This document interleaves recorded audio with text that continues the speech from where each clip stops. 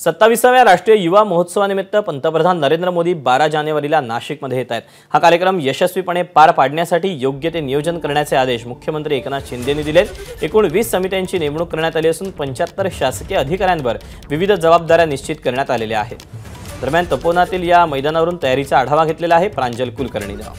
27व्या राष्ट्रीय युवा महोत्सवाच्या उद्घाटनासाठी पंतप्रधान नरेंद्र मोदी हे नाशिक दौऱ्यावर येत आहेत।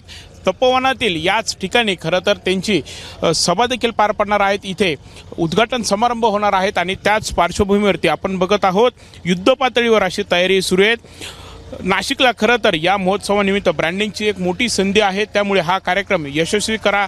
देशातील सर्वात सुंदर कार्यक्रम हा नाशिकला पार पडला अशी आठवण कायमस्वरूपी राहील अशा पद्धतीने या महोत्सवाची संपूर्ण नियोजन करा असे आदेश मुख्यमंत्री एकनाथ शिंदे यांनी देखील नाशिक जिल्हा प्रशासनाला दिलेले आहेत आणि त्याच पार्श्वभूमीवरती सर्व यंत्रणा या कामाला लागलेल्या आहेत। आपण जर बघितलं तर जवळपास 20 समित्या यासाठी नेमणूक 20 समित्यांची नेमणूक ही करण्यात आलेली आहेत। विविध 75 विभागातील शासकीय अधिकाऱ्यांवरती अनेक जबाबदाऱ्या या नेमून देण्यात आलेल्या आहेत आणि त्याच निमित्ताने तयारी ही सुरू आहे।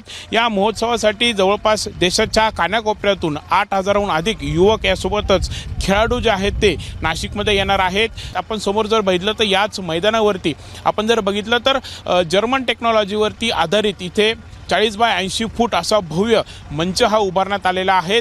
जवळपास 300हून अधिक कामगार हे इथे मेहनत घेताना दिसून येत आहेत। यासोबतच या मैदानाची साफसफाई असेल, या मैदानाकडे येणारे जे रस्ते आहेत त्याची डागडुजी असेल, यासह वीज पाणी या सर्वच जबाबदाऱ्या ज्या आहेत त्या अधिकाऱ्यांना नेमून देण्यात आलेल्या आहेत। एकंदरीतच आपण जर बघितलं तर आता काही दिवस हे बाकी आहेत आणि रात्रंदिवस इथे युद्ध पातळीवर अशा प्रकारे काम सुरू असल्याचं आपल्याला बघायला मिळतंय। कॅमेरामॅन मयूर बारगेसह प्रांजल कुलकर्णी, एबीपी माझा।